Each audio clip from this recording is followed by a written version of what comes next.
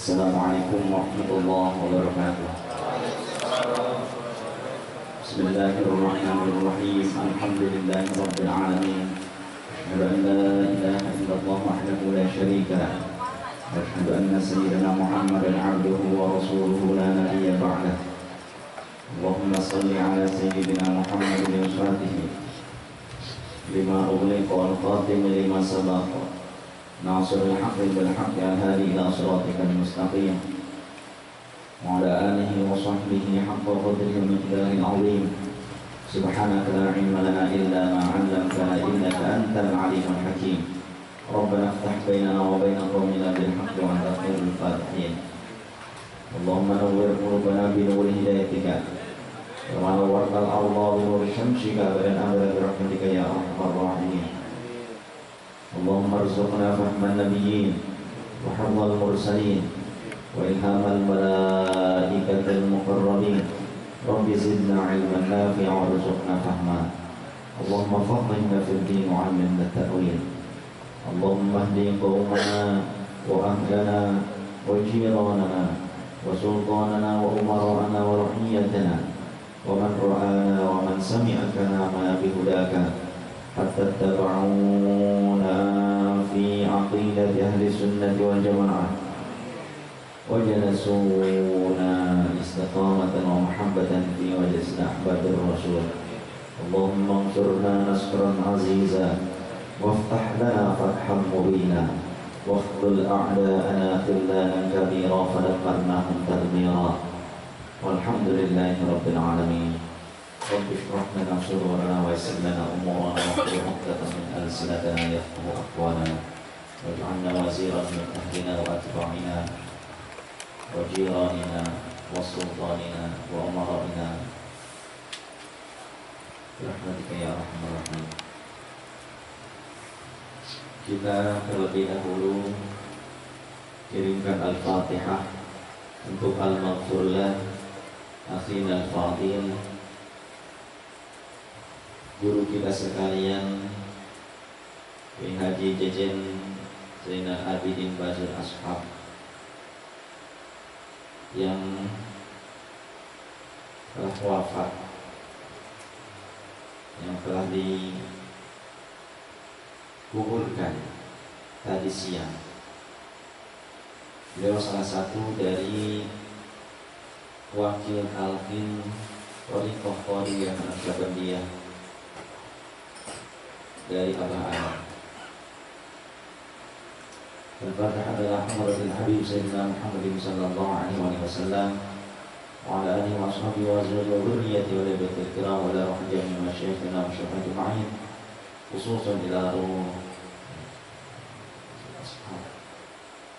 wa ila arwah jami' masyayikhina wa syuhada ajma'in wa ila arwahi abaina wa ummatina wa ajdadina wa jaddatina wa ikhwanina wa khawalatina wa aqribaina wa ahibbaina jam'ana wa la wahida min mu'minin wal mu'minat wal muslimin wal muslimat rahim minhum wa amwatna wa lam al-Fatihah. A'udzubillahi minasyaitonir rajim. Bismillahirrahmanirrahim. Alhamdulillahi rabbil alamin arrahmanir rahim maliki yaumiddin. Iyyaka na'budu wa iyyaka nasta'in ihdinas siratal mustaqim siratal ladzina an'amta 'alaihim ghairil maghdubi 'alaihim waladdallin. Allahumma bismillahirrahmanirrahim. Alhamdulillahi rabbil alamin. Wassalatu wassalamu ala sayyidina Muhammadin wa ala sayyidil anbiya'i wal mursalin wa ala alihi wa sahbihi ajma'in. Allahumma ba'ath mithla thawabi ma qara'na min suratil Fatihah ila ruh wa ila arwahi abaina wa ummatina wa ajdadina wa jaddatina wa ikhwanina wa jami' ahli silsilatin sabilah. Allahumma ighfir lahum warhamhum wa'afihim wa'fu anhum wa akrim nuzulahum wa wasi' marfalahum wa agsilhum bil ma'i wal thalji wal barad wa naqqihim min al-khataaya kama naqqaita thawba al-abyad min ad-danas wa bilhum daran khairan min darihim wa zawjan khairan min zawjihim wa adkhilhum al-jannata ma'al abrar wa a'idhum min an-nar ya 'azza wa jalla ya rabbal alamin. Allahumma la tahrimna ajrahum wa la taftinna ba'dahum waghfir lana wa lahum. Allahumma anzil rahmata ilayna wa ilayhim. Allahumma anzil barakata ilayna wa ilayhim. Allahumma anzil maghfirata ilaina wa ilaihim. Wa sallallahu ala sayyidina Muhammadin wa ala alihi wa sahbihi wasallam. Alhamdulillahi rabbil alamin.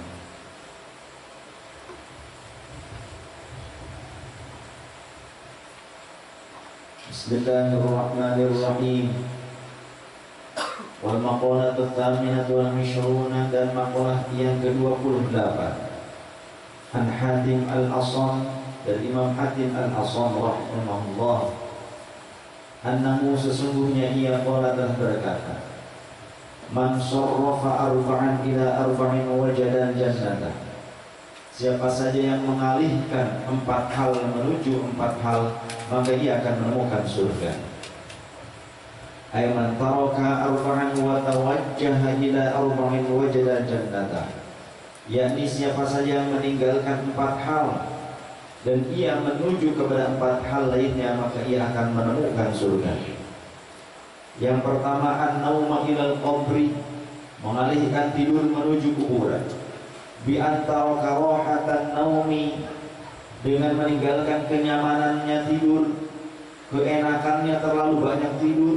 Wa tawajjaha ila rahatihi fil qabri bi an amila salihan li ajli,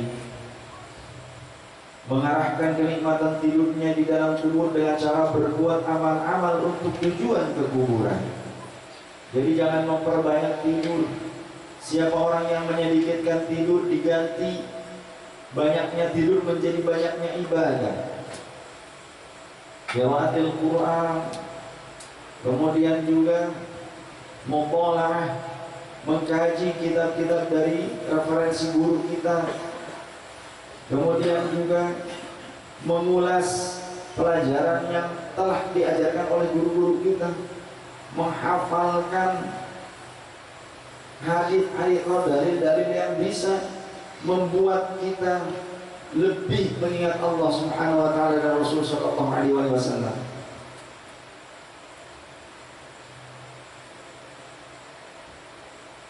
Memperbanyak muhasabah, menghitung-hitung diri, berintrospeksi, memperbanyak taubat kepada Allah Ta'ala.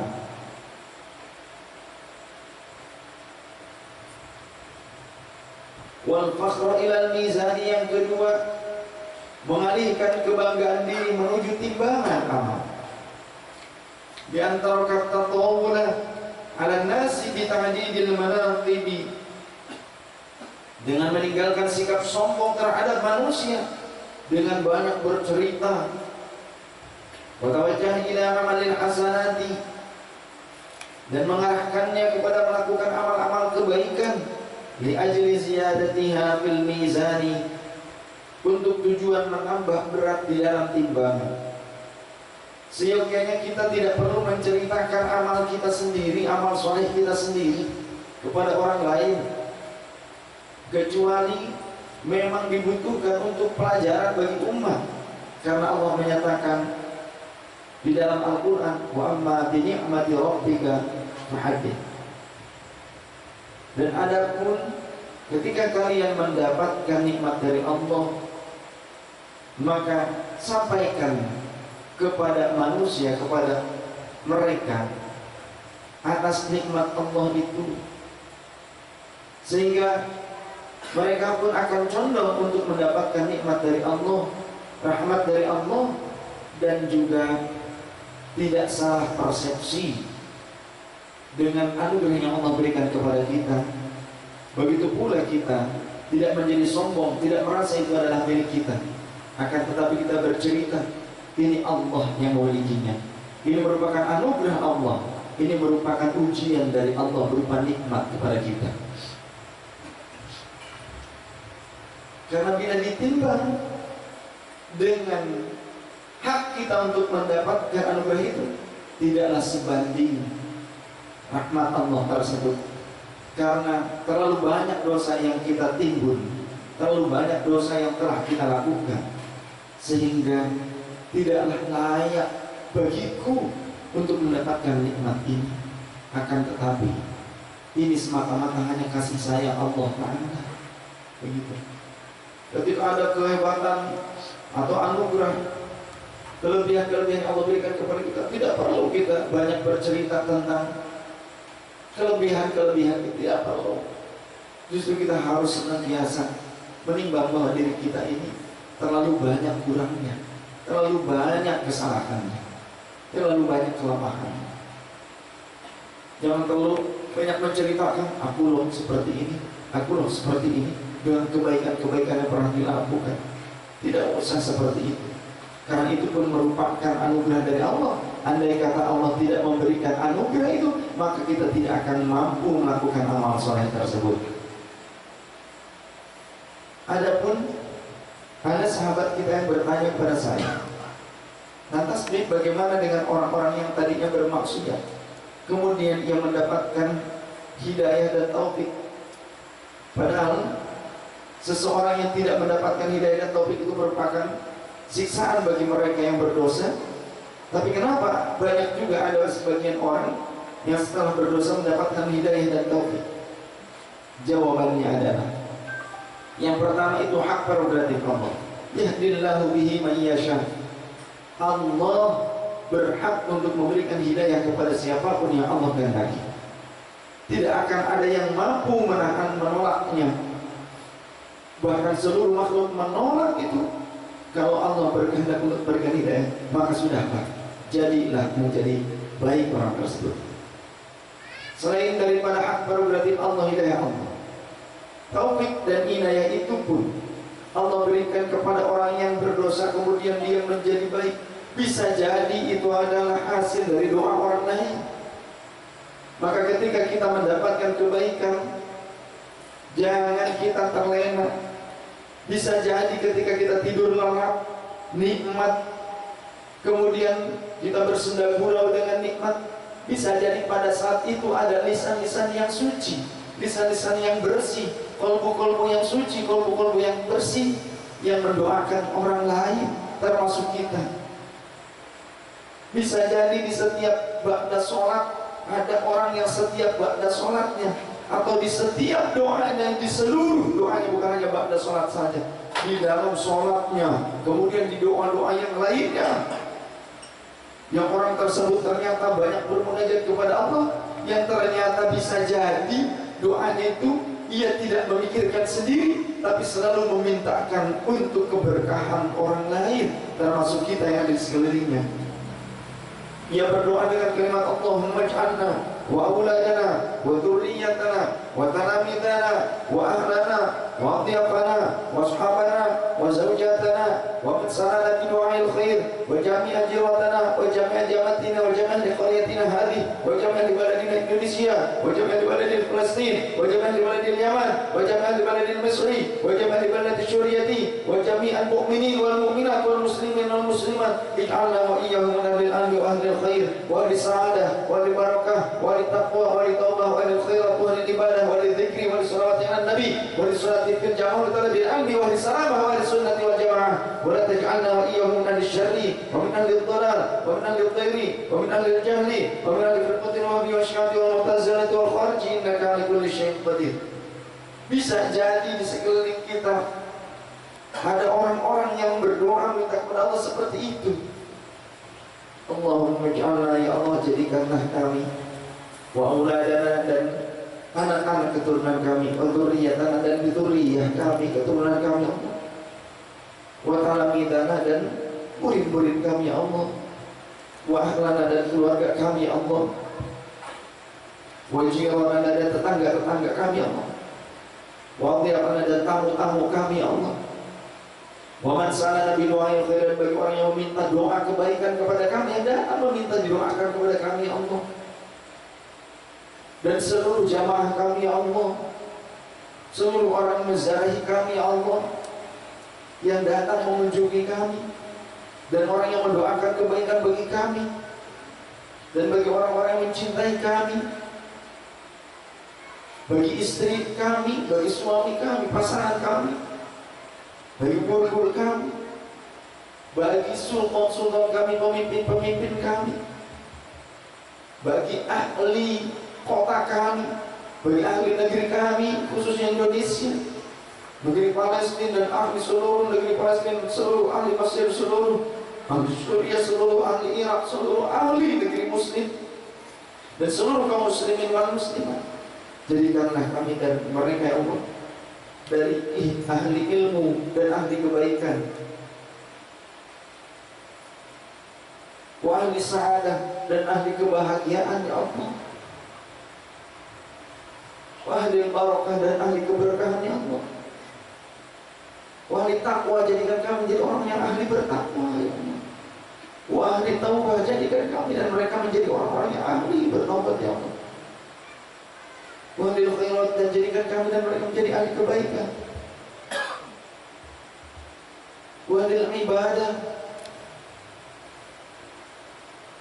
wa ahli dzikir, wa ahli thalabil ilmi, wa ahli sunnati wal jamaah.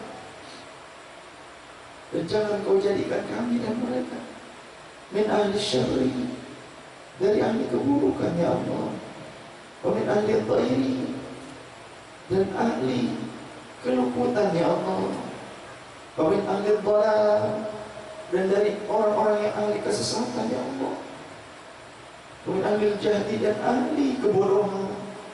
Jangan kau jadikan kami dan mereka menjadi ahli kebodohan. Wa ahli firqatil wahabi, jangan kau jadikan kami dan mereka menjadi bagian orang-orang yang masuk dalam firqah wahabi, wa syi'ati dan syi'ah, wal mu'tazilah dan mu'tazilah, wal khawarijin dan khawarij. Innaka ala kulli syai'in qadir. Bahagiakan kami dan mereka. Bisa jadi di antara di sekeliling kita ada orang yang senantiasa berdoa ini. Di kota kita ada yang selalu berdoa untuk seluruh ahli kota. Bisa jadi di antara rakyat dari seorang pemimpin ada rakyat yang berdoakan pemimpinnya untuk menjadi lebih baik. Bisa jadi tetangga-tetangga kita berdoa ketika kita dalam keadaan tertawa terbahak, ketika kita terlelap tidur, ketika kita disibukkan oleh duniawi, nafsu duniawi, ketika kita disibukkan dengan nikmatnya menonton film. Bisa jadi ada lisan-lisan yang bersih, lisan-lisan yang fasihah dalam doanya yang untuk orang lain, kalbu-kalbu yang suci, kalbu-kalbu yang penuh cinta, yang mendoakan kita. Namun kita tidak menyadari itu, dan kita tidak mampu berterima kasih kepada mereka, dan kita pun tidak mampu membayar mereka, dan kita pun tidak mampu mengetahui siapa mereka, dan kita tidak mampu membalas mereka. Sedangkan kata Rasulullah SAW, doa seorang mukmin untuk mukmin lainnya fi dhahril ghaibi, tanpa sepengetahuan orang lain, wa du'aun mustajabah, dia du'aun mustajabah, itu adalah doa yang mustajabah.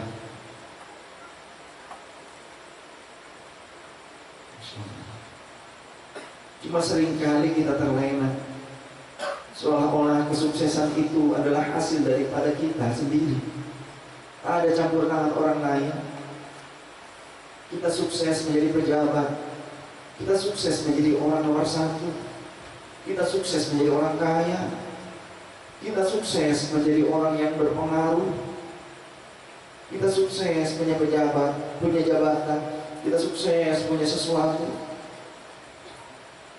sukses mendapatkan penilaian yang terbaik dari orang lain. Bisa jadi kalau kita tidak merasa itu adalah hasil dari orang lain juga, tapi kita selalu sombong. Inilah aku, inilah aku. Padahal di dalam hadis-hadis yang sahih kata Rasulullah SAW, perlu kalian ketahui, bisa jadi Allah memberikan limpahan rezeki kepada kalian itu adalah wasilah doa orang-orang lain yang telah mendapatkan kebaikan darimu, ataupun yang menginginkan kebaikan darimu. Apa menginginkan kebaikan? Maksudnya ingin engkau mendapatkan berkah dari Allah, bukan meminta, bukan. Bisa jadi orang itu pernah mendapatkan kebaikan darimu kemudian mendoakanmu, atau bisa jadi orang tersebut belum mendapatkan kebaikan darimu tapi ia menginginkan kebaikan darimu, artinya menginginkan Allah memberikan kebaikan kepadamu. Ia senang bila saudara muslimnya bahagia. Ia senang bila saudara muslimnya sehat. Ia senang bila saudara muslimnya itu menjadi pengusaha-pengusaha. Bisa jadi. Ia senang bila saudara-saudara muslimnya menjadi pejabat. Bisa jadi. Cuma kita tidak sadar itu. Padahal dia punya tujuan. Apa tujuannya? Semoga kalau yang menjadi pejabat itu adalah saudara-saudara muslimnya, maka insya Allah kebijakan-kebijakan pemerintah ini pun akan mengacu kepada kesejahteraan kaum muslimin. Bukan untuk dirinya pribadi, bukan. Dia tidak berdoa untuk diri pribadi. Kemudian dia minta kepada ya Allah, jadikan dari jamaahku, dari umatku, dari sahabat-sahabatku menjadi orang-orang yang kaya. Bersujudkan ya Allah, seperti itu. Jadikan mereka para pengusaha yang hebat ya Allah. Supaya apa? Dia tidak berpikir sendiri, karena dia merasa untuk satu piring pun belum tentu perutnya bisa mencukupi, bisa menyimpan makanan satu piring. Ia hanya bisa setengah piring saja menerima makanan. Lantas untuk apa dia berdoa agar saudara-saudara muslimnya menjadi pengusaha yang hebat? Ia hanya berpikir, ya Allah, banyak saudara muslim yang lain yang butuh pekerjaan ya Allah. Aku tidak perlu bekerja di perusahaan, aku tidak perlu bekerja seperti itu. Cukup aku bermunajat kepada Engkau. Kerjaku hanya menangis kepada Engkau. Tapi aku ingin ya Allah, aku tidak tega ya Allah. Hamba tidak tega melihat ada saudara muslim hamba yang keluyuran mencari pekerjaan, sedangkan dia punya keluarga ya Allah. Dia punya anak ya Allah. Dia punya istri ya Allah. Dia sakit tidak ada yang mengcover ya Allah.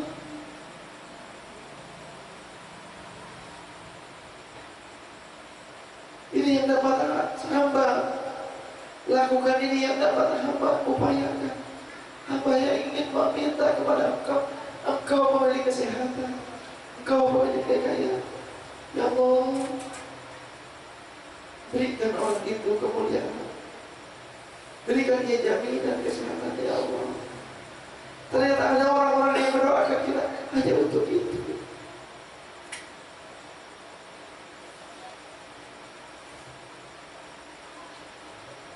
Kemudian bila kita adalah seorang ulama, bila kita adalah orang alim, bila kita adalah seorang pendai, bisa jadi kita memiliki banyak murid, bisa jadi kita memiliki banyak pengikut karena doa orang lain.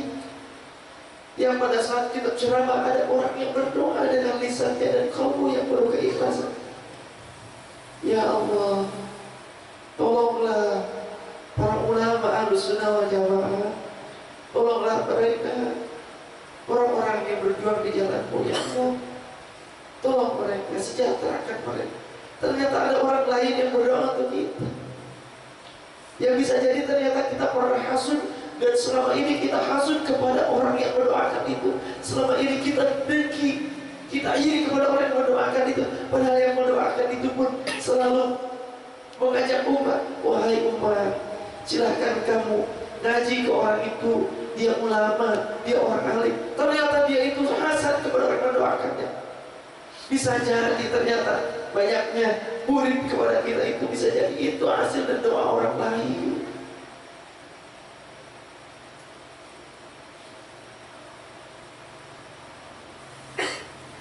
Bisa jadi ketika kita banyak pengikut, kita menjadi pejabat, itu hasil dari doa orang lain. Supaya apa ya Allah? Kalau yang Kau jadikan pemimpin, para pejabat, para umara, pengurus muslimin, pengurus umat ini adalah dari sahabat-sahabatku sendiri yang selalu berkumpul bersamaku, mudah-mudahan saja mereka akan mengirim umat menuju kemaslahatan, menuju cinta dan menuju cinta Rasul. Bisa jadi yang menaikkan kita ke tangga-tangga kemuliaan itu adalah lisan orang yang menurut kita hina.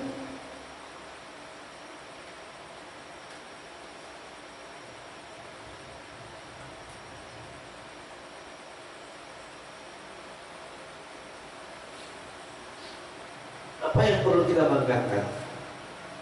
Andaikan Allah membuka seluruh aib-aib kita, rontok wajah kita, malu, kita tidak akan bertemu dengan siapapun. Kita tidak akan pernah keluar dari tempat tinggal kita. Kita tidak pernah keluar dari kamar kita. Kita akan sibuk menangis, meminta dan meminta kepada Allah agar Allah tutupi keburukan-keburukan kita. Begitu pula al-faqir, saya sendiri.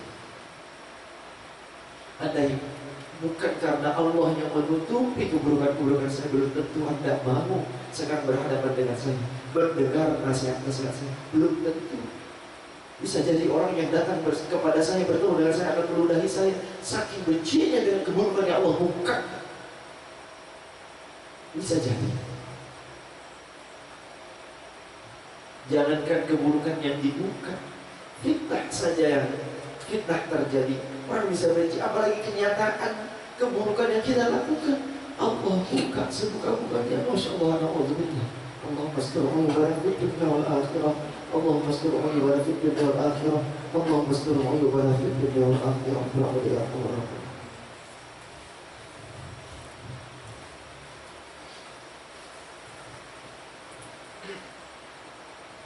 Yang ketiga, warahata ila sirati. Ketika seseorang menginginkan surga, di antaranya ia harus mengalihkan rasa nikmatnya, rasa enak-enakannya menuju sirat. Di antara karahatal badani, dengan cara meninggalkan rasa enaknya badan, wa tawajjah ila amalin, dan mengarahkan kepada amal. Yasra'ul murur ala sirati, yang mampu amal tersebut mempercepat melewati siratal mustaqim. Wa dzalika bi isra'il jinabil ma'asi. Hal itu dengan cepat-cepat menjauhi kemaksiatan. Jangan kita merasa enak-enakan saja senangnya. Tarkur roh. Tinggalkan terlalu banyak kenikmatan dunia. Tinggalkan keinginan-keinginan kita yang selalu leha-leha, gak mau tolong-menolong dengan orang lain. Inginnya selalu orang lain itu memberikan apa yang kita inginkan. Keinginannya hanya menginginkan agar orang lain itu mengerjakan pekerjaan kita, atau keinginannya hanya mendapatkan kebahagiaan yang diberikan oleh orang lain, tanpa dia pun sibuk memikirkan bagaimana cara membahagiakan orang lain.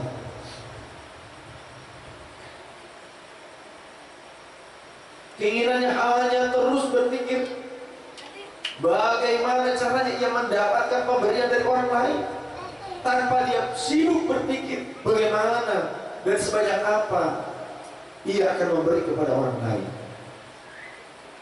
Yang ada baru sedikit memberi, baru sedikit memberi, baru sedikit berkorban. Ia merasa telah banyak berkorban, ia merasa telah banyak berbudi kepada orang lain. Masya Allah, ini saya, ini saya.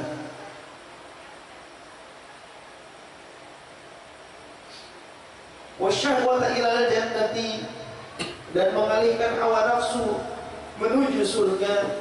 Bi antara kasyahwata, dengan cara meninggalkan syahwat kita, wa tawajjah ila masyaqqatil ibadati, dan mengarahkannya kepada kepayahan ibadah.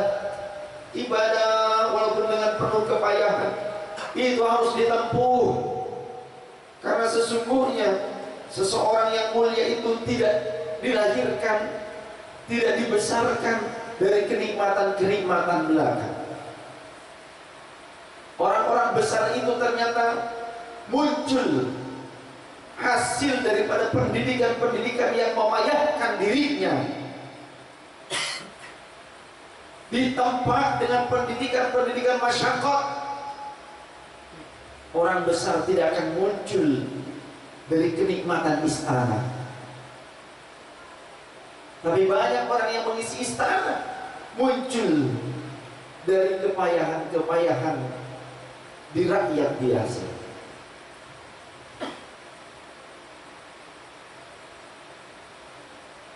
Fa innal jannata huffat bil makarih, karena sungguhnya surga itu selalu diliputi oleh kebencian, hal-hal yang dibenci hawa nafsu, kama fil hadithi, sebagaimana di dalam hadis dijelaskan seperti demikian.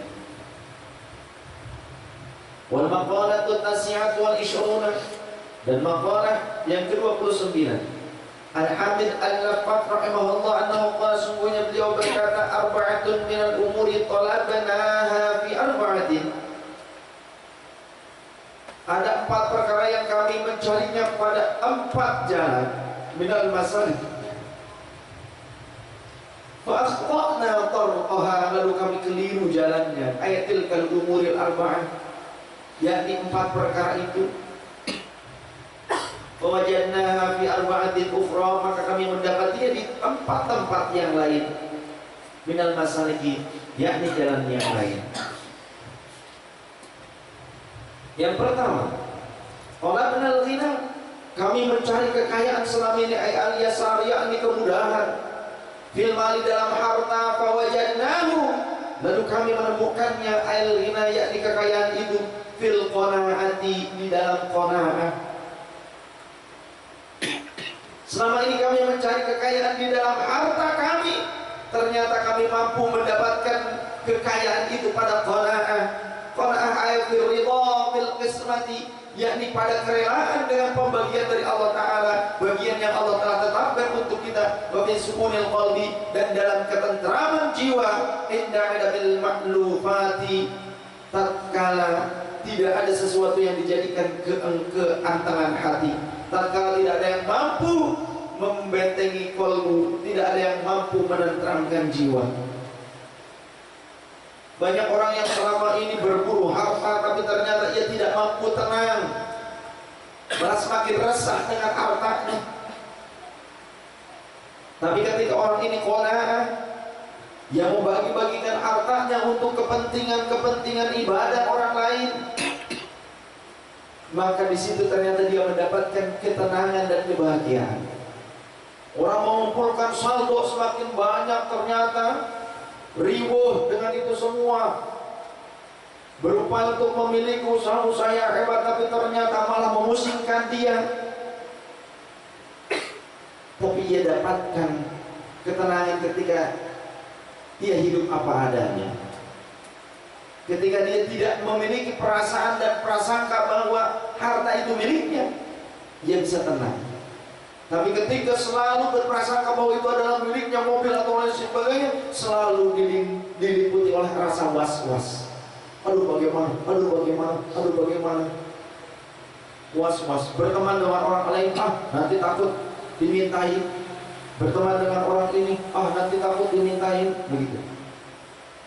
Tapi kalau selalu berpikir, oh ternyata apa yang datang kepada saya ternyata ini adalah cuma lewat saja, ini adalah hak orang lain. Seperti halnya Pak Haji Haryanto, yang sahabat kita, beliau sekarang sudah berpikir demikian, Masya Allah. Umurnya baru 34, sekarang sudah jadi miliuner. Karena apa? Beliau nggak berpikir bahwa ini adalah harta milik saya. Enggak. Kalau saya mau diam tenang, saya sudah cukup. Tapi bagaimana dengan orang lain? Banyak orang yang butuh kerja, kata beliau. Kemudian banyak ulama-ulama yang butuh sokongan. Kata beliau begitu. Kalau ternyata beliau berpikir begini, Pak Haji Haryanto, kalau ada orang bercerita tentang kebutuhannya untuk suatu hal, atau ada orang lain yang menceritakan, bukan dari lisan orangnya sendiri, bukan, tapi dari orang lain. Pak, begini loh si Ahmad tuh, ya, dia berjuang dan sebagainya, tapi sendiri dan sebagainya, luar biasa. Tapi saat ini dia berupaya untuk memenuhi kebutuhan perjuangannya dan sebagainya, contoh seperti itu. Ternyata Pak Haji Haryanto ini selalu berpikir positif. Bagaimana? Ya Allah, mungkin engkau memberitahukan, sebetulnya engkau menggerakkan lisan orang ini, memberitahukan bahwa ada milik orang tersebut yang saat ini kau titipkan kepadaku. Begitu Pak Haji Haryanto. Bukan uang sedikit, ratusan juta mengeluarkan uang itu, bukan uang sedikit, ratusan juta, sampai 300 juta, 200 juta. Padahal beliau belum dapat kelemang-kelemang uang dari mana, belum. Ya, beliau belum pegang uangnya juga. Begitu. Belum ada kerjaan belum. Begitu. Langsung dengan yakinnya, karena dia yakin seolah-olah dia sedang berdialog dengan Allah Ta'ala secara hakikatnya, yakni Allah telah mengirimkan orang kepada beliau menyampaikan berita gitu tentang seseorang yang harus dibantu. Ternyata apa yang dilakukan Pak Jaryanto? Langsung dia, oh ya Pak, baik begini saja, sudah saya ngerjain semua. Itu bukan satu tempat yang dibegitukan oleh beliau, bukan satu orang yang dibantu oleh beliau seperti itu. Udah Pak, nanti saya datang ke sana, sampaiin ya, saya mau sowan ke sana, mau nengok, mau silaturahim, contoh seperti itu. Beliau menyanggupi langsung. Baik, saya mau bantu, ini kebutuhan Anda dan sebagainya, sudah saya cover semua. Beliau berusaha mengcovernya, tapi mau waktu sebentar. Begitu. Contoh 1 bulan, 1 minggu, contoh seperti itu. Ternyata ketika beliau menyanggupi pada saat seperti itu, maka Allah memberikan pekerjaan kepadanya dengan biaya yang berkali-kali lipat untungnya. Akhirnya membantu orang bisa dapat pahala, rezeki pun dapat. Begitu. Kemudian ada juga seorang kiai di Cilamaya, begitu, bikin pesantren. Kata beliau, sudah, nanti kalau kekurangannya bilang ke saya, begitu. Ternyata kiai tersebut nelpon. Sebelum nelpon itu, Pak Haji Haryanto ada yang ngasih uang. Ada yang ngasih uang, tentu ngasih kerjaan sedikit, tapi itu sebetulnya ini mah uang dingin, uang cuma-cuma. Dapat uang 35 juta kalau tidak salah, entah 25 juta.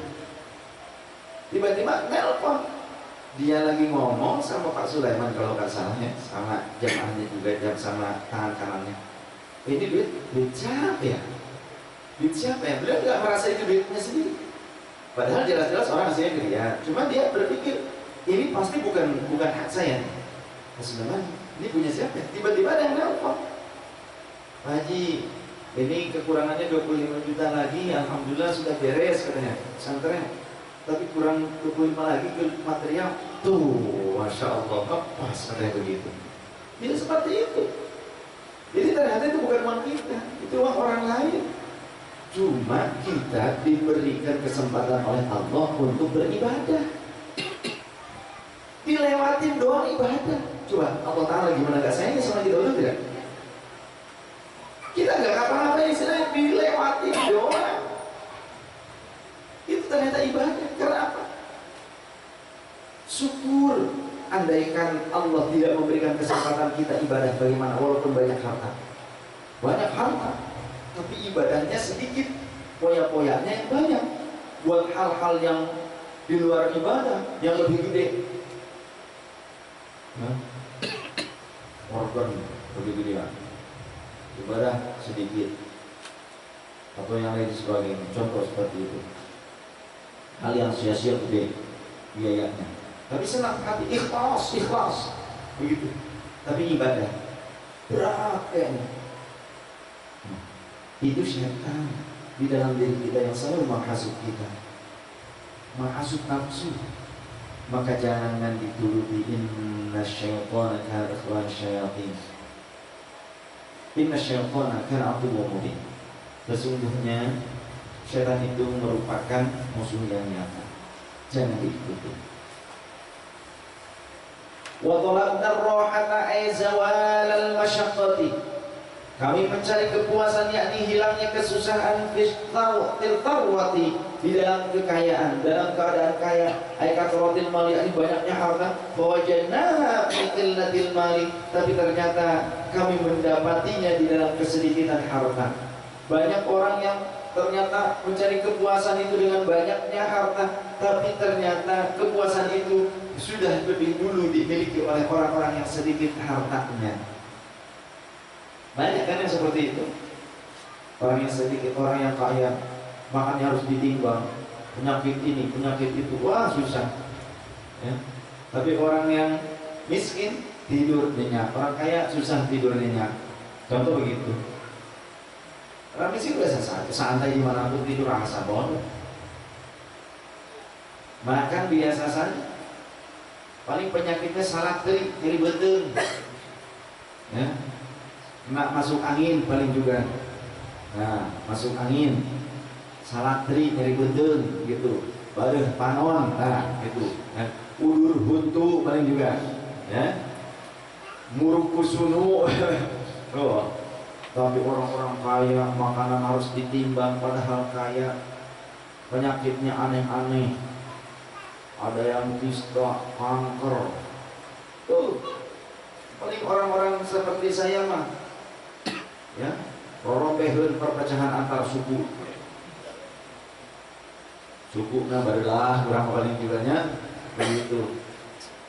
Paling juga kita mah rorombeheun kena jamur kulit, paling juga gitu di kakinya karena sering nyuci atau lain sebagainya. Hujan-hujanan paling juga gitu. Masuk angin, minum teh tawar hangat juga beres, campur jahe dikeprek, direbus ya, atau jahenya dimakan, ditelan begitu beres. Orang kaya udah ini udah itu obatnya, banyak yang seperti itu. Karena apa? Ternyata kekayaannya ia merasa memiliki sendiri, yang merasa memilikinya sendiri, padahal itu titipan Allah. Kemudian waqalabna al-ladzat bihadawati dzauqi wa nuril basari wa quduril marjubi. Kami mencari kelezatan dengan kelezatan rasa nikmatnya, rasa di dalam diri, penglihatan yang berbinar dan tercapainya harapan. Ingin makanan enak yang lezat-lezat, minuman yang lezat-lezat ya, bin nikmati, di dalam kenikmatan, tidur yang enak-enak dan sebagainya, mobil dan sebagainya. Wahiyya ma qusida bihin naf'u, yaitu sesuatu yang menjadi tujuan manfaat baginya. Wajadnaha illadzati bil badani sahihi. Contoh juga mencari ya, demo supaya kesejahteraan ditambahkan, supaya ada apa namanya tuh jaminan sesar, jaminan operasi atau lain sebagainya. Akhirnya ketika sakit bagaimana? Yang tadinya diperjuangkan supaya mendapatkan cover asuransinya harus limitnya sekian atau unlimit ya, unlimit contoh 170 juta. Wah, gebrak-gebrakan di meja PKB, yang perundingan, wah saling tunjuk, saling lempar gelas, begitu, dompet dilempar-lemparin, begitu ya, meja dibalik-balikin untuk mendapatkan kesejahteraan ini, kenikmatan nanti lezat. Nanti kalau istilahnya saat masuk rumah sakit harus di VIP dan sebagainya. Ternyata sama Allah dijawab, sakitnya aneh, yang perlu biaya yang tidak sedikit besar dan harus dioperasi. Bagaimana? Kira-kira pada saat sama Allah diijabah, dapat VIP ruangannya di rumah sakit yang enak gak rasanya? Kira-kira tuh. Kalau pengen saya aminin deh. Ibu-ibu, ya barangkali gitu. Bagi wanita, ibu-ibu ingin suaminya banyak, punya rumah banyak ya, diijabah, tapi di rumah itu ada ceweknya. Ayo, gimana tuh? Ingin supaya suami saya tuh beli mobil yang banyak, iya, tapi 3 mobil buat yang diantar ke cewek lain. Ayo, Masya Allah. Ternyata kita ini seringkali terlena dengan nafsu kita. Kita memaksa Allah memberikan apa yang kita inginkan, bukan yang kita butuhkan. Betul tidak? Padahal Allah itu memberikan apa yang kita butuhkan, bukan apa yang kita inginkan. Menurut persepsi kita, menurut otak kita yang kita inginkan itu ini, yang kita butuhkan itu yang kita inginkan. Menurut persepsi kita, otak kita, yang kita butuhkan itu contoh air, kopi. Menurut kita, tapi menurut Allah air mineral lebih baik untukmu. Ketika kita diberikan air mineral satu gelas, kita harus pulang. Kopi mana sih? Ya, banyak kopi malah heran begitu ya. Padahal kata Allah, nih kopi kamu tuh punya batu ginjal, punya batu ginjal. Kamu nambah kopi maning, itu batu ginjalnya sudah segede jengkol.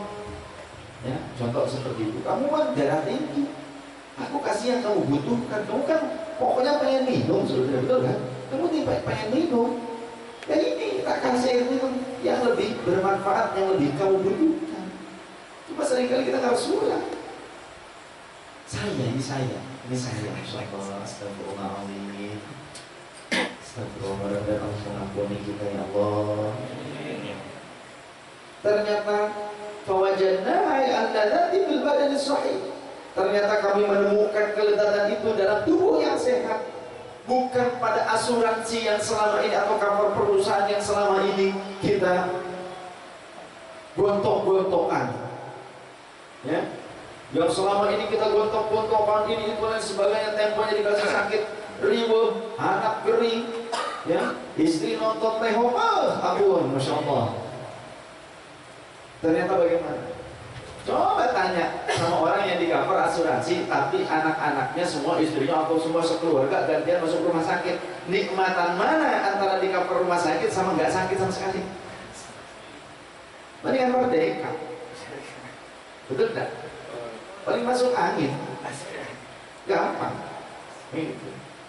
Minum teh anak, nikmat. Begitu. Masuk angin doang. Makan santai, makanan nggak perlu lezat-lezat, nggak pencok leca, pencok kacang gitu ya, cobek gitu, iya, cobek genjer, cobek bonteng, sambal, teri, mantep, endong, ikan asin, nggak perlu ke rumah sakit mahal-mahal, nggak perlu.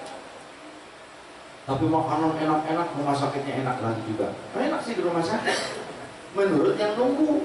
Karena apa? Kalau yang nunggu kan biasanya banyak yang nengok, banyak makanan. Yang sakit gak boleh makan, yang makan yang nunggunya ya enak.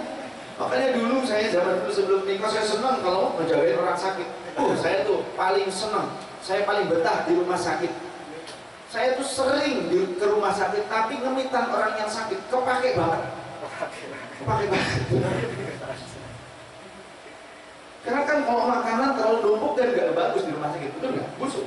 Kepake banget. Ada saya kan dimakanin ya, mantap, udah beres. Bersih, beres. Begitu. Dan berkahnya saya terasa sekarang. Ketika saya sering ngurusin orang yang sakit tanpa kita meminta bayaran. Tanpa meminta bayaran. Alhamdulillah. Selama ini seumur hidup belum pernah namanya dirawat di rumah sakit. Sakit pasti ada, tapi tidak perlu dirawat di rumah sakit. Tidak perlu diinfus, belum pernah diinfus. Ya, nggak jadi mau diinfus juga nggak jadi. Baru seger lagi. Mau diinfus sama menantu saya pingsan, gitu. Mau ini lagi, mau apa? Mau tausiah. Mau tausiah pakai pingsan dulu, insya Allah. Dijetiin, udah mau mati, dingin semua. Bawa ke kamar doang, kasih teh manis, bawa ke kamar, tidur 15 menit, mantap lagi. Kasih oksigen doang, oksigennya gak perlu yang gede-gede, yang sedikit, yang kecil aja, ya. Gitu, entut dikalengin, gitu. Begitu, dipokok sana, dipokok sana, cus. Santai. Airnya apa? Gak usah aneh, pakai air mineral, ya ada oksigennya, dipuak sana. Begitu. Segera. Kenapa? Siapa yang mau jamin? Tapi saya yakin Allah yang jamin. Asuransi demokrat. Ya. Jamaah yang mau mengcover, kalau sakit, kalau ke rumah sakit, biar saya mengcover. Apa? Bahaya. Gitu. Makanya jangan ke rumah sakit lah. Mudah-mudahan Allah udah sayang, Allah maafkan kita selama ini. Paling bumi pernah beberapa kali udah kifarat dosa kita. Bener gak? Gak apa-apa.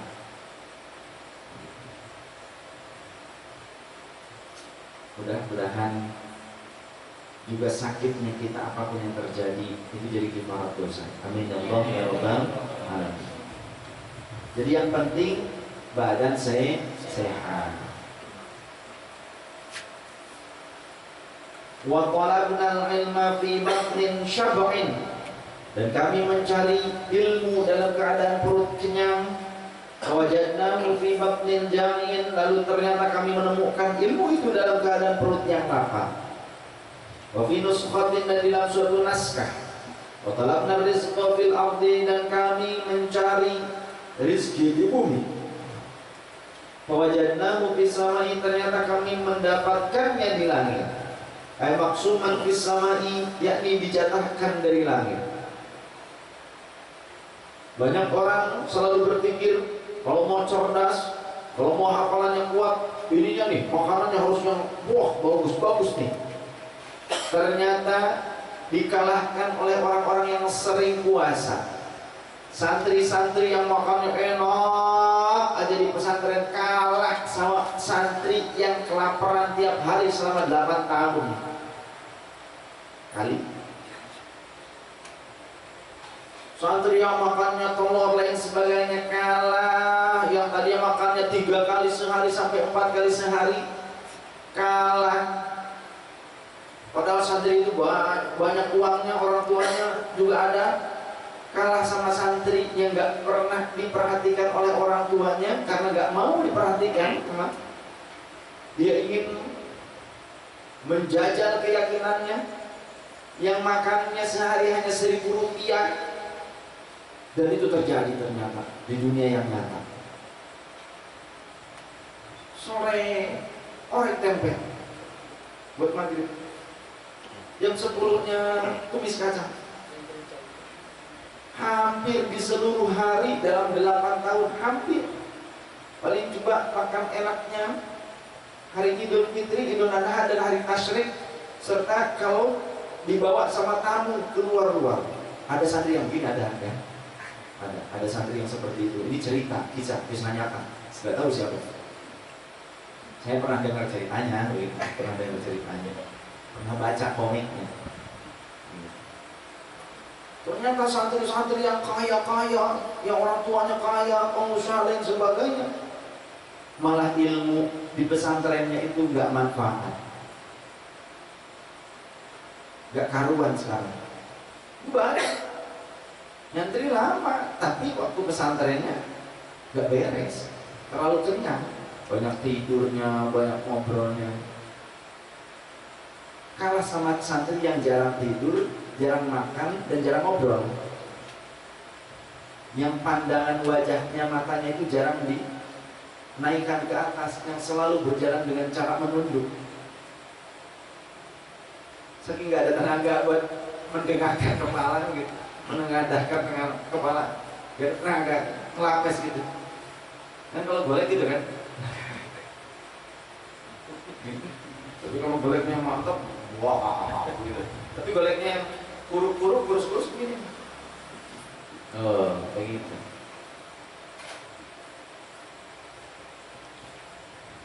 Jadi jangan terlalu banyak kenyang. Wallahu a'lam bishawab. Mudah-mudahan bermanfaat. Baik, kita buka sesi tanya jawab. Dipersilahkan.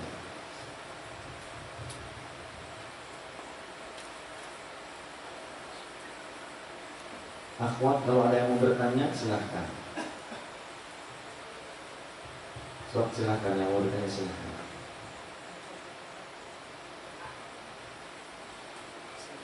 Ya, di depan dulu, di sini ada yang bertanya. Waalaikumsalam warahmatullahi wabarakatuh. Al-Quran yang ada terjemahannya, kita megangnya harus punya wudhu tetap, ya. Kecuali tafsir yang tafsirannya banyak, selain terjemah tambah tafsirnya, baru boleh tanpa wudhu.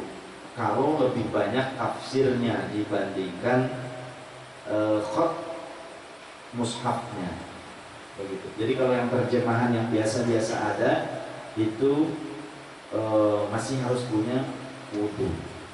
Demikian.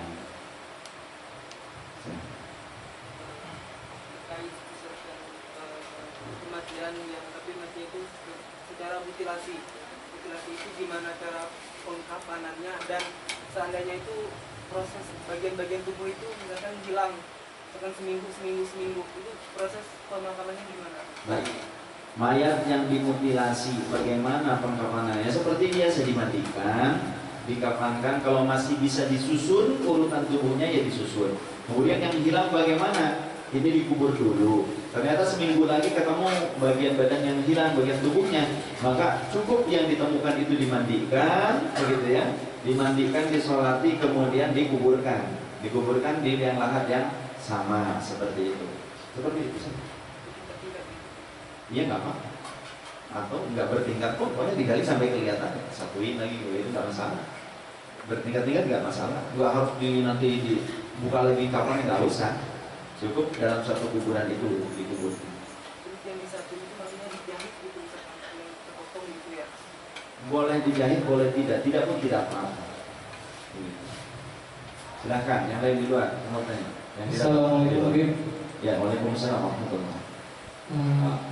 Saya mau tanya, kan ada hadis Rasul yang bilang bakal datang suatu zaman di mana zaman itu riba itu menjadi suatu yang biasa gitu. Ya. Bagi yang tidak mengikutinya juga bakal kena debunya riba. Nah di sini saya pengen tahu penjelasan tentang riba itu yang gimana, dan kalau misalkan kayak contohnya kayak sekarang kan paling mudah ya untuk punya apa-apa gitu dengan metode kredit, kayak kita beli motor itu dengan cicilan berapa tahun, nah itu tuh termasuk riba juga atau enggak ya? Terima kasih Bu. Baik, riba itu sesungguhnya tidak diperinci dengan detail oleh Rasulullah SAW.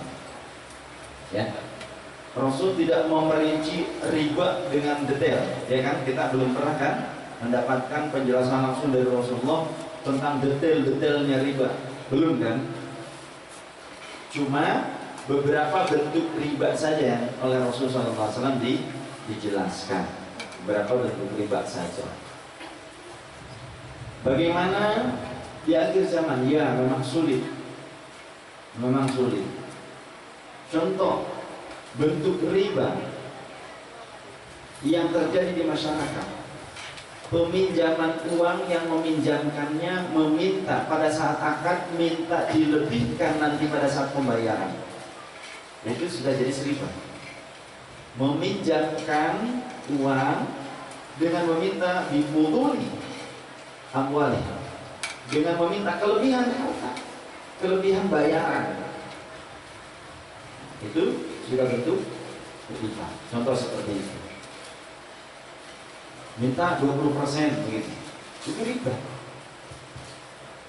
Sulit sekarang. Bahkan orang-orang soleh pun mau tidak mau. Makanya fase saat ini bisa dikatakan menurut para ulama sebagian adalah fase di mana terlarangnya karomah. Jadi karomah itu sekarang sudah mulai ditutup pintu karomah itu. Sudah banyak pintu-pintu karomah yang mulai ditutup oleh Allah. Nanti Allah hanya tinggal sisakan satu pintu karomah, itu apa? Istiqomah. Jadi kalau kita ingin melihat karomah seorang wali, maka lihatlah keistiqomahannya dalam ibadah dan dalam kesolehannya. Kalau ada orang yang istiqomah beramal soleh, tawadu, ketawaduan istiqomah tidak berubah, sholat fardu istiqomah tidak berubah, terus dijaga yang sunnahnya, Kalau mengajarkan dan sebagainya, amal-amal solehnya ketakwaannya tidak berubah, maka saksikanlah, bisa jadi itu adalah walinya Allah. Yang Allah munculkan karomah terbesar itu, setiap wali seluruhnya karomah terbesar setiap wali itu hanyalah keistiqomahan dalam takwa.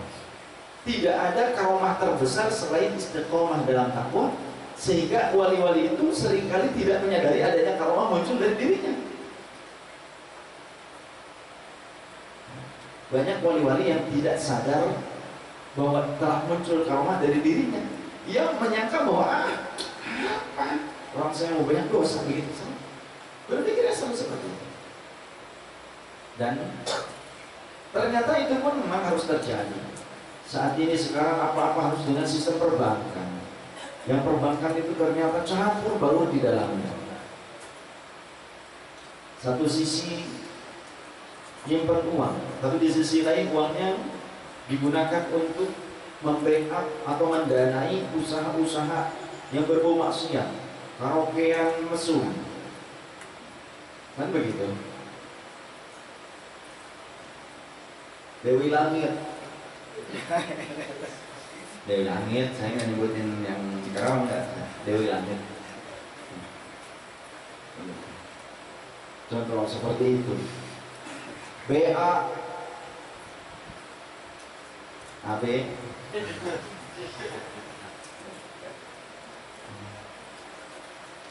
macam-macam.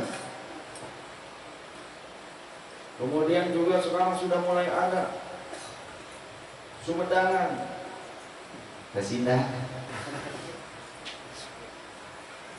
begitu. Udah macam-macam. Kemudian diterima hasilnya, fadilahnya, hasilnya diterima oleh orang yang menyimpan uang yang ternyata orang muslim. Begitu. Sudah macam-macam. Dan ternyata ketika meminjamkan ke karaoke itu untuk membuat tempat karaoke dan sebagainya, itu ditetapkan perbankan meminta sekian puluh %. Kita kebagian juga, mau tidak mau. Ya.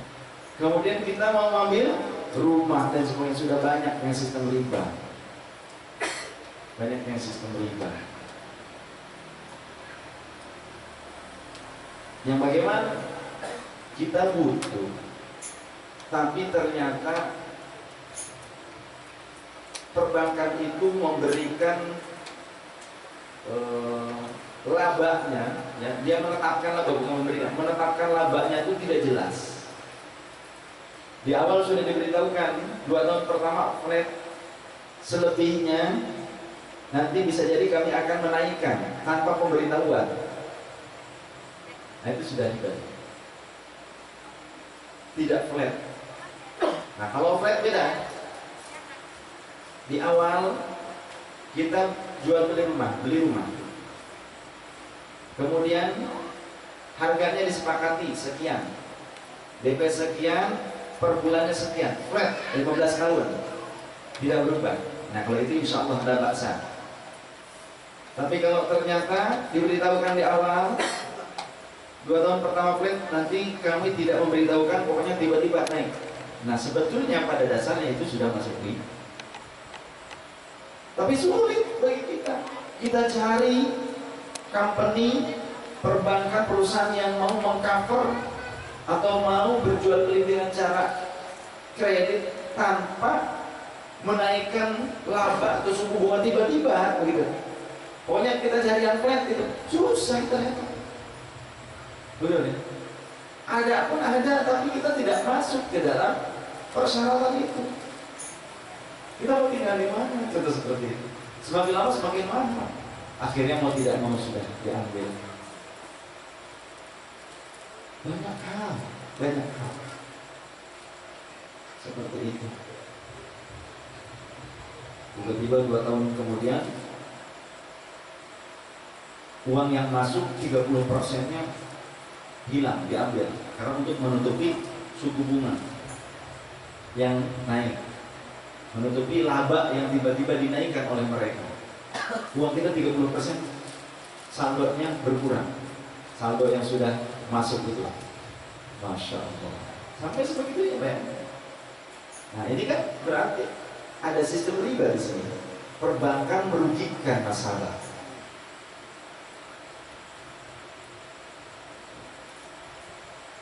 Tapi kalau caranya seperti tadi, tidak tiba-tiba, artinya dengan persetujuan di awal pada saat akad itu sudah setuju dengan harga yang gamblang, harga yang mujmal, yang satu-satuan, global.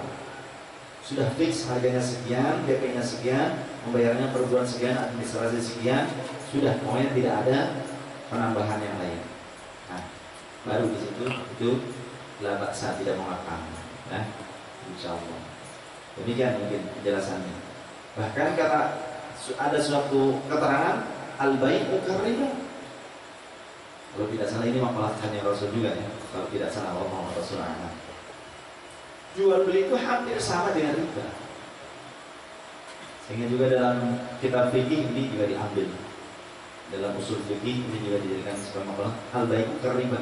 Sebetulnya jual beli itu hampir beda-beda tipis dengan riba itu. Betul tidak? Ngambil untung. Saya sekarang beli dari sini. Sekarang juga kemudian saya jual ke sini dengan harga yang dengan lebih harganya. Kan boleh saja. Itu hampir sama. Kemudian mana lagi bentuk riba? Contoh, ada pohon berbuah. Sebelum panen sudah diijonkan, sistem ijon. Jadi nanti saya bayar dulu lah ya. Ini sudah mulai nih, kayaknya sudah mulai tumbuh gabah nih, begitu.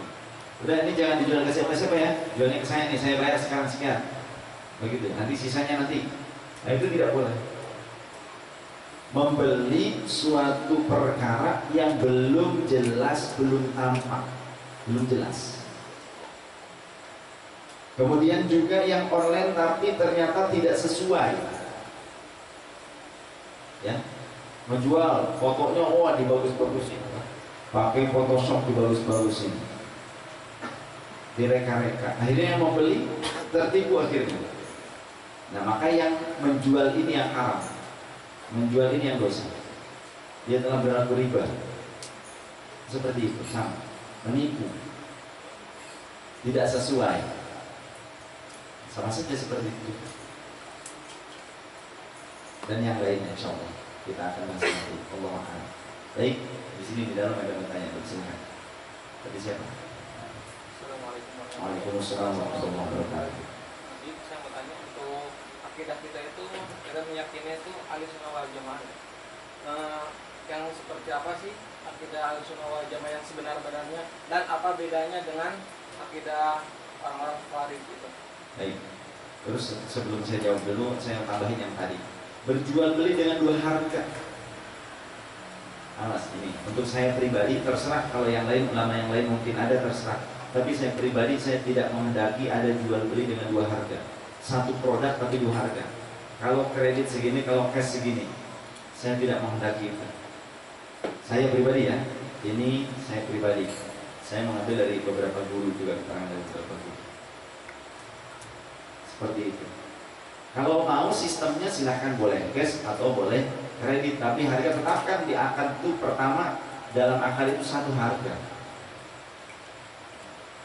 Gitu. Kecuali kalau memang istilahnya dalam kredit tersebut kita membayar orang lain, pekerja, untuk memanage, ya, untuk memanagenya. Kita kemukakan. Paling kalau ini karena saya membayar pekerja, mohon nanti juga diperhitungkan untuk membayar pekerjanya. Nah, administrasi ya seperti itu. Itu sesuai dengan yang disepakati, silakan saja. Administrasi yang sesuai yang tidak memberatkan dua belah pihak atau salah satunya, tidak memberatkan, pokoknya yang sama-sama saling membantu. Begitu. Nanti ini pekerja kan mengurus akad kita nih, ya betul-betul lah. Nanti saya juga kan dari yang lain, kita kumpul, pokoknya orang salah sekian untuk pekerja, atau sekian persen untuk administrasi, menggaji para pekerja, kemudian juga membayar pembayaran internetnya dan lain sebagainya seperti itu. Nah, itu berbeda lagi. Jadi tentang masalah Ahlus Sunnah wal Jamaah, akidah Ahlus Sunnah wal Jamaah. Ahlus Sunnah artinya orang yang ahli melaksanakan sunnah Rasul Sallallahu Alaihi Wasallam dan menjaganya. Wal Jamaah ay jama'atus sahabah, dan juga sunnah para sahabat, yakni khulafaur rasyidin wabil khusus. Sebagaimana baginda Rasul menyatakan, alaikum bisunnati wa sunnatil khulafa'il mahdiyyin ar-rasyidin tamassaku biha wa 'addu 'alaiha bin nawajib. Kalian harus tetap teguh menjalankan sunnahku, memegang teguh sunnahku dan sunnah khulafaur rasyidin sepeninggalku, yang mereka mendapatkan petunjuk dari Allah Subhanahu wa taala. Pegang teguh oleh kalian dan digitlah dalam gerakan kalian. Jangan dilepaskan Ahlus Sunnah wal Jamaah. Jadi Ahlus Sunnah wal Jamaah adalah orang yang ahli mengamalkan ajaran-ajaran Rasul SAW serta menjaga sunnahnya itu sendiri dan juga para sahabat. Jadi jamaah itu ada jamaah sahabat. Contoh seperti sunnah Khulafaur Rasyidin itu menjaga Al-Quran, mushaf Al-Quran yang dikumpulkan pada masa Khalifah Abu Bakar Siddiq radhiyallahu anhu, yang kesininya dikumpulkan kembali pada masa Khalifah Utsman ibn Affan, dijadikan satu menjadi qiraat Quraisy. Ya. Itu juga merupakan sunnah. Kemudian adzan 2 kali pada saat Jumat, ini sunnah sahabat Utsman. Kemudian tarawih berjamaah sebulan penuh di masjid, ini merupakan sunnahnya Khalifah Umar, yang beliau berkata ini adalah bid'ah hasanah, bid'ah yang baik. Ni'matul bid'ati hadhi, ini adalah bid'ah yang nikmat. Jadi sunnah sahabat itu bid'ah hasanah. Bid'ah hasanah sahabat namanya sunnah sahabat. Jadi sunnah itu ada sunnatullah, sunnah Rasul, sunnah sahabat, dan sunnah umat. Jelas ya. Ada juga sunnah Fir'aun, sunnah Qurun. Sunnah itu artinya ajaran. Betul tidak? Nah, ajaran setan ya sunnah setan berarti. Aturan perilaku, rintisan, ajaran, nah itu sunnah. Man sanna, siapa orang yang merintis, membuat fil Islam, dalam Islam sunnatan hasanatan, sunnah hasanah, artinya bid'ah hasanah. Karena man ada kitabnya umat, yang melakukannya umat, yang membuatnya umat, artinya bukan Rasul, maka namanya bid'ah. Tapi Rasul menyebutkannya tetap dengan kalimat sunnah hasanah. Di selanjutnya di pertengahannya ada sunnah sayyi'ah. Adakah sunnah Rasul yang buruk? Tidak ada. Tapi Rasul menyebutkan ada sunnah sayyi'ah, artinya sunnah umat, rintisan umat, ada yang buruk, bid'ah sayyi'ah gitu. Kemudian orang beda dengan Khawarij. Khawarij di antara cirinya mengeluarkan umat Islam yang beda pemahaman dengan dia dari keislaman, mengkafir-kafirkan orang Islam, mudah mengkafir-kafirkan orang Islam. Kemudian menghalalkan darah dan harta kaum muslimin yang dianggap syirik atau berdosa besar. Dihalalkan darah dan harta kaum muslimin yang dianggap syirik atau berdosa besar menurut mereka, yang padahal itu adalah sunnah. Seperti apa? Ziarah kubur, tawasul, tabarruk, ya, itu dianggap syirkul akbar. Baca sholawat nariyah menurut mereka dianggap syirkul akbar, syirik akbar yang mengeluarkan pelakunya dari Islam, dan halal hartanya untuk dirampas, ya, jadi baik, dan juga darahnya boleh dibunuh. Makanya kejadian-kejadian di negara-negara Islam yang sekarang hancur itu akibat apa? Akibat banyaknya Khawarij.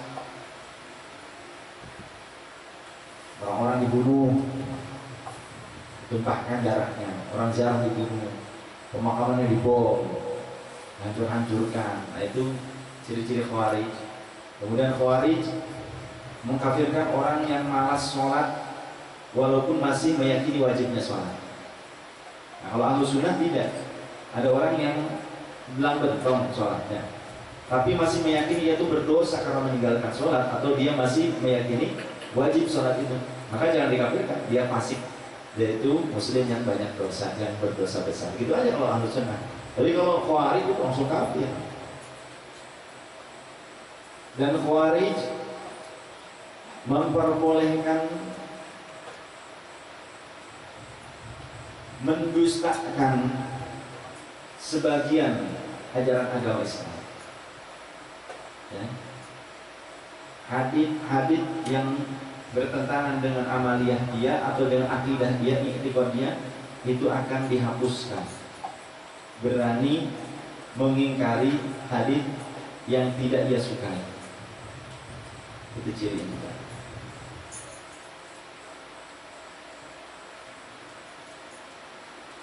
Banyak yang lain. Demikian. Yang lain silakan. Waalaikumsalam warahmatullahi wabarakatuh. Assalamualaikum warahmatullahi wabarakatuh. Di dalam rukun qauli selain Al-Fatihah, seharusnya dalam sholat, apakah dalam rukun qauli tersebut saat membacakannya harus hak hurufnya itu harus terpenuhi, serta tajwidnya juga hak huruf baik harus terpenuhi. Ya betul. Rukun qauli itu harus fasihah, harus benar, seperti takbiratul ihram, Allahu Akbar. Ya itu harus benar. Jangan begitu. Takbiratul ihramnya. Jangan. Tapi harus benar. Jangan Allahu Akbar, Allahu Akbar. Jangan begitu. Harus Allahu Akbar. Kalimat-kalimatnya harus fasihah. Al-Fatihah juga harus belajar. Kalau nggak belajar berarti dosa terus. Ya, nggak mau belajar, malas belajar, dosa terus. Padahal itu pengajar ada. Ya, bisa nggak sah, nggak diterima sama mengerti. Kemudian juga tasyahud akhir, ya, sampai sholawat. Yang wajibnya itu sampai sholawat. Tasyahud akhir itu sampai sholawat, itu juga harus benar. Kemudian salam, Assalamualaikum warahmatullahi, atau minimal Assalamualaikum, Assalamualaikum, itu harus benar. Assalamu, jangan assamu, jangan, atau salamu, jangan, harus assalam, alif lamnya harus dipakai. Jangan Assalamualaikum, jangan, tidak mencukupi itu menurut para ulama, tapi harus Assalamualaikum. Ya, saat takbiratul ihram itu kan Allahu Akbar, Allahnya itu kan kata saya pernah dengar masukan kalau Allah itu lamnya itu matobi ya, jadi jangan terlalu panjang istilahnya. Saat bertakbir itu kalau lamnya hanya sebatas matobi, hati kita tidak mencukupi durasi matobi itu. Di dalam Kasyifatus saja, saya bukan dari teman, saya dari guru, dan kitabnya Kasyifatus saja yang mengarangnya seorang syekh, seorang pimpinan ulama Hijaz yang asalnya dari Banten, Syekh Nawawi Al-Bantani, bukan dari teman ecek-ecek, bukan. Ada di dalam Kasyifatus saja, punya belum? Kan setiap malam Rabu saya ngajarin Kasyifatus saja. Nah, terus punya makanya. Itu ada bahwa untuk lafaz Allahu Akbar maksimalnya itu 7 harokat. Maksimalnya itu 7 harokat.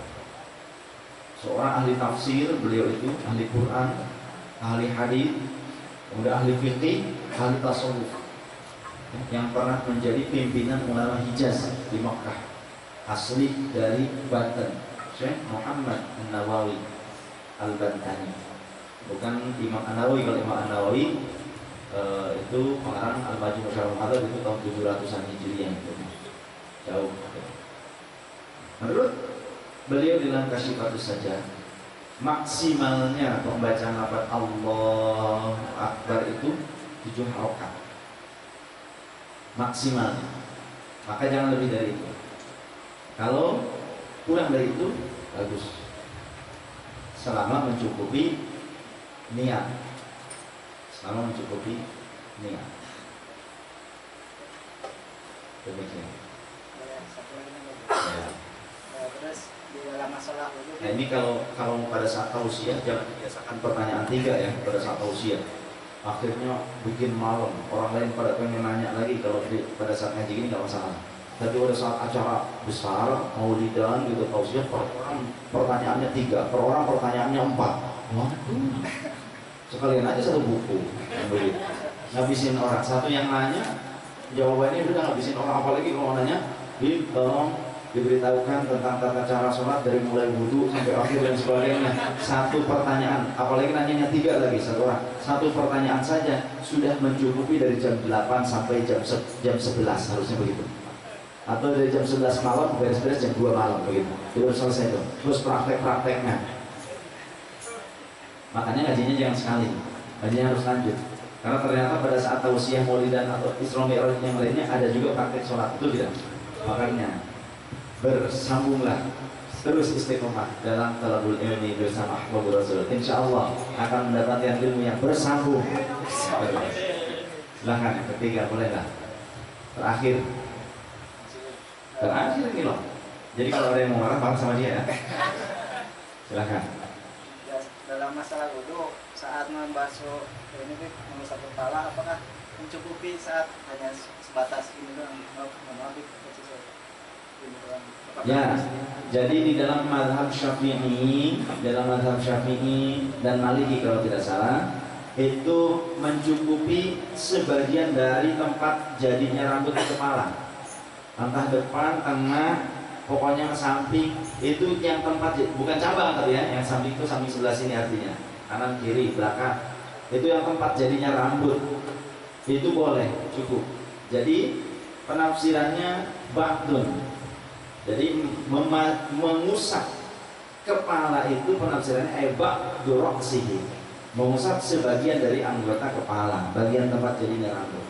Tapi bagi beberapa mujtahid yang lainnya, ada sebagian mujtahid yang lainnya harus seluruhnya. Begitu. Tapi juga beda lagi pembatalannya. Ada di madhab yang lain, kalau menggaruk keluar darah atau lecet, batal wudhunya. Ayo, mau yang mana kira-kira? Apalagi kita mah di sini, apalagi PDAM-nya sekarang jadi kopi. Yang air PDAM-nya kayak kopi di sini bikin gatal sampai lecet, contoh kena nyamuk atau gimana sampai digaruk sampai lecet begitu. Kira-kira gimana tuh? Jadinya batal. Ayo. Kemudian ada juga ulama yang lain, yang mujtahid yang lain, kalau terdengar suara di perut ngerobak gitu, batal. Padahal nggak keluar. Kemudian ada yang sendawa tuh, batal. Mau yang mana kira-kira? Ayo. Jangan dicampur aduk. Ya, jangan dicampur aduk. Tapi di dalam mazhab Syafi'i, walaupun yang wajib itu hanya sedikit sebagian, tapi kalau diusap seluruhnya itu mendapatkan fadilah sunnah juga selain yang wajibnya. Demikian kita cukupkan dulu. Wallahu a'lam bishawab, mudah-mudahan bermanfaat. Kita tutup dengan doa duduk bersama-sama. Bismillahirrahmanirrahim. Allahumma hdina fiman hadait, wa afina fiman afait, wa tawallana fiman tawallait, wa barik lana fima a'tait, wa qina birahmatika syarra ma qadait, fa innaka taqdi wa la yuqda 'alaik, wa innahu la yadhillu man walait, wa la ya'izzu man 'adait, tabarakta rabbana wa ta'alait, falakal hamdu 'ala ma qadait, astaghfiruka wa atubu ilaik. Wa sallallahu ala sayyidina Muhammadin wa ala alihi wa sahbihi wa sallam. Alhamdulillah, subhanallahumma wa bihamdika asyhadu an la ilaha illa anta astaghfiruka wa atubu ilaik. Mohon maaf lahir dan batin, semangat tetap istiqomah. Wallahu muwaffiq ila aqwamit thoriq. Wassalamualaikum warahmatullahi wabarakatuh.